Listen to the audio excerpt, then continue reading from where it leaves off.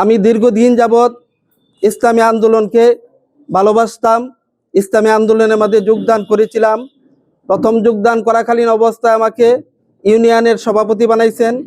কিছুদিন পরেই আমাকে কেন্দ্র থানার সহসভাপতি পদে নিযুক্ত করেছেন। এখন জামাতে ইসলামের মধ্যে যোগ দেওয়ার পিছনে কারণ হলো, আমি দেখেছি, লক্ষ্য করে দেখেছি, যদি কোনো নেতাকর্মী, কোনো সমর্থক যদি কোনো দল থেকে কোনো আপদ বিপদে পড়ে, তার পিছনে শেল্টার দেওয়ার মতো এরকম যোগ্য কোনো মানুষ নাই, অথবা ওই দল থেকে যে তাকে শেল্টার দিবে অথবা সহযোগিতা করবে, এরকম কিছু পাওয়া যায় না, অথবা আশা করলেও ভুল হবে। আমি যেটা দেখেছি, জামাতে ইসলামের নিয়ম শৃঙ্খলার দিক দিয়ে জামাতে ইসলামের অত্যন্ত সবল এবং স্ট্রং।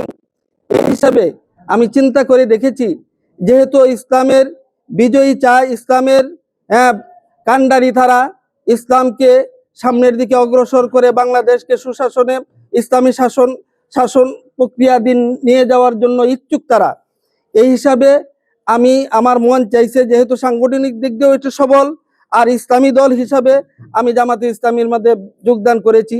আর আমার অধীনস্থ অথবা আমার এলাকার আরো অনেকেই, প্রায় শতাধিক লোক জামাতে ইসলামের মধ্যে যোগদান করবে।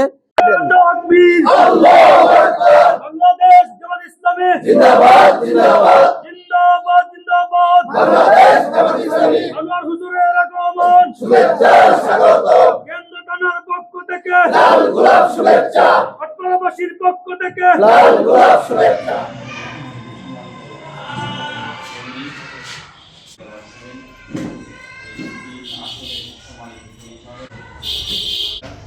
আল্লাহর শুকরিয়া আল্লাহর শুকরিয়া আদায় করছি। সালাম পেশ করছি মানবতার মুক্তিদূত, মানবতার বলি জনাব মুহাম্মদ রাসূলুল্লাহ বাংলাদেশ জামাত ইসলামী নেতৃত্বরা জেলার সালাম করার জন্য অনুরোধ করছি।